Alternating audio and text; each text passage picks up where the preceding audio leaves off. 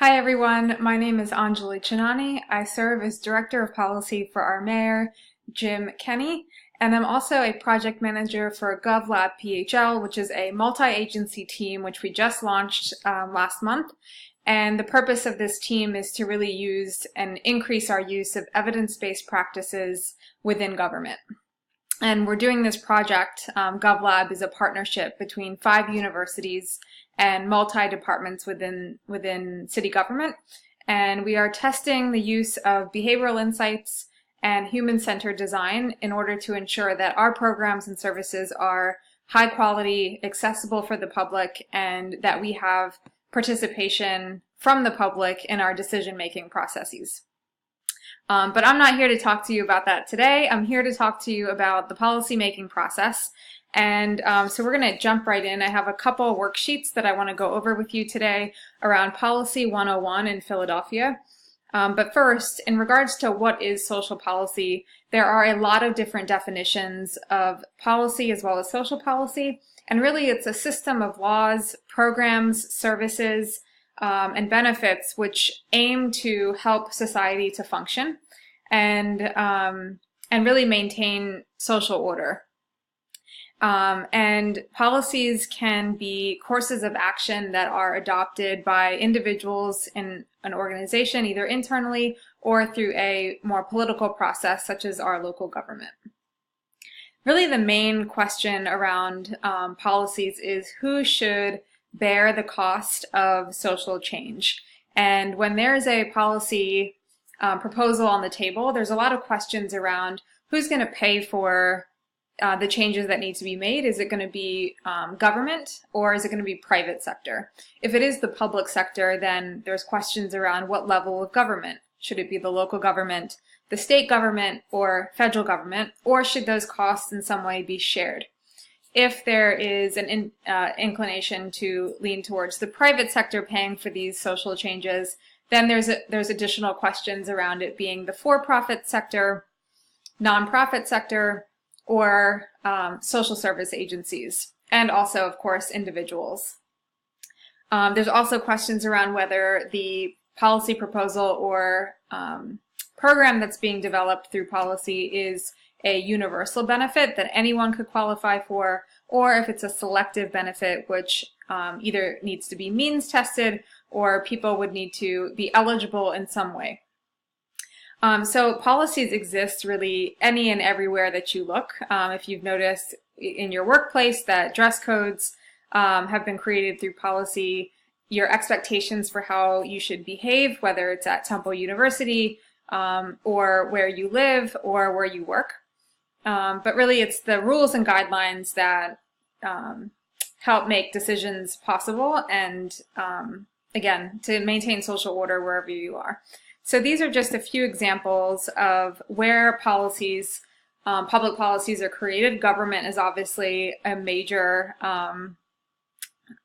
source of policy creation. But again, public policy is a system of actions. It can be regulatory measures, laws, or really priorities that are determined by our local government and our elected representatives. And there's a number of ways that policies can be implemented. So the first way, or one way, is through the legislative process. So in Philadelphia, we have a 17-member council body. These members are our lawmakers. There are 10 city council members that represent specific districts of each around 150,000 people. And then there are 7 additional members who are at large, and they represent the entire city. So they will introduce bills or resolutions, and then those, once introduced, they get referred to a standing committee where there's a public hearing where the public can come in and give their testimony on whether they believe that bill ought to be passed, whether there should be amendments, who that bill is going to affect, and again, all those questions around who's going to bear that social cost gets discussed at those hearings. Committee members then vote to either move that bill out of committee and back onto the floor, or they vote to amend the bill, or sometimes there is no vote and the bill, quote unquote, dies in committee.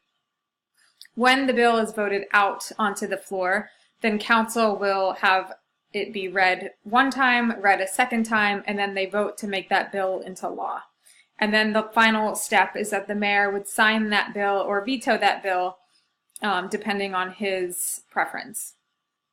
The other way to create a policy change is through a charter change. So a charter defines or mandates Philadelphia's functions and lays down, again, ground rules.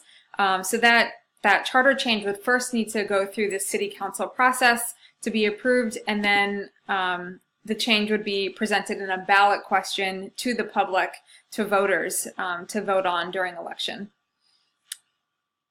Another way to pass a law in Philadelphia is through executive order. So this is part of the mayor's power, is that he has the power to grant executive approval to a policy without going through the legislative process. And just going to click on this and show you some of the recent executive orders that have been issued by our mayor, assuming that this is going to load and work. While the executive order list is loading, there's also internal policy changes that are created by organizations themselves that do not go through the public legislative process in Philadelphia. So internal policy changes, again, don't require approval from external sources, but rather may be through the board of an organization or entity. So those internal policy changes, really, the process may be to research what issues need to be addressed, to develop an outline of the policy changes that need to be considered by the executive leadership or by the board, then to inform those possible policy changes across the organization or business, to raise awareness, that everyone is aware and in approval of or committed to the change. Generally, there is still a process to allow input from employees and members of the organization, and opportunity to evaluate the effectiveness of that policy change as well. So that's just a brief overview of the internal. So I'm going to just jump up here to our executive orders webpage. So on City of Philadelphia, you're able to see all of the executive orders passed by mayors, current and past. And so I'll just go to Mayor Jim Kenney. And so far in our last 15 months in office, we've passed a number of resolutions. So the first one that we created was creating the Office of Chief Diversity and Inclusion Officer. This officer is Nolan Atkinson, if any of you are familiar with him. And so the purpose of this office and the officer is to really show the city's commitment to creating a culture of inclusion within city government, and that be a value that we hold as we are creating and moving forward with the other policies.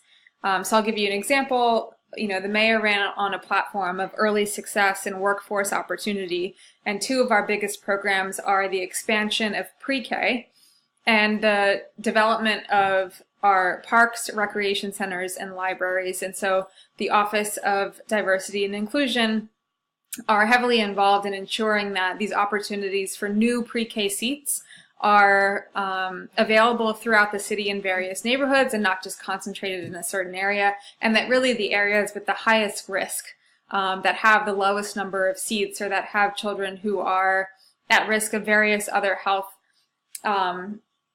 issues such as asthma, lead, poverty, things like that, that they have the opportunity to access to pre-K.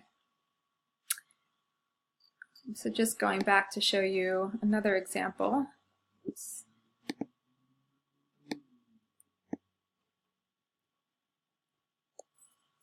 Let's give it a minute. So we've also created a Chief Integrity Officer, which is focused on ethics and ensuring that business conducted within the city and with the city is done ethically. There was the creation of the Office of Adult Education, which is focusing on literacy among adults, and then we also recently created the Office of Complete Streets and the Vision Zero Task Force. If you notice, the the executive orders that have been created, the types of issues that they're addressing are the creation of new offices or the creation of bodies such as task forces and advisory boards that can really guide and lead the government in making the decisions that we need to make. So this is, in a nutshell, the policymaking process in Philadelphia. The other quick worksheet that I'd like to go over with you is the representatives, how you identify your local representatives, and this is a worksheet that one of our recent interns was filling out.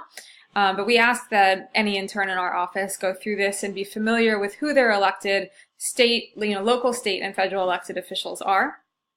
So for this particular person, her state senator was Vincent Hughes. We ask you to identify the political affiliation and what their policy interests are, which are generally located on that elected official's website. And then, in addition to the state senator, we had her identify the state rep, the governor of the state, and then who their local representatives are. In addition to that, there are specific questions to guide the development of a letter to your local or state representative.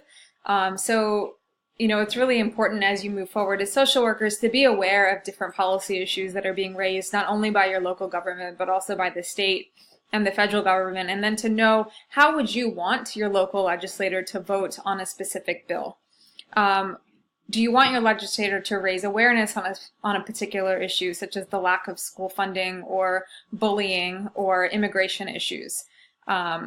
Knowing that you would want your legislator to change a current policy that exists rather than introducing a new one, or in the creation of a new program, the relationship that you have with your legislator, the fact that not only that you know who they are, but that they may know who you are as a constituent in their demographic is really, really important. And so we always encourage our interns to write a letter to their representative, and we've given them a guide about introducing yourself as a student or an intern or even a resident of our city, and the issues that you really care about as a constituent. And then in the second paragraph, to discuss that issue in depth, do a little bit of a literature review, and really asking a specific question that you would like that representative to answer. And then closing the letter with a summary of your ask and an actual call to action that you want them to either vote a certain way or to take a specific action that would benefit not only you, but your community that they represent. And so I'm going to be sending these to your professor so that you have a copy of both of these worksheets in regards to policy and identifying who your legislators are. I think that's it. I want to thank you for your time, and if you have any questions, feel free to send me an email at anjali.chinani@phila.gov. And I think that's it. I wish you well, and thanks for listening.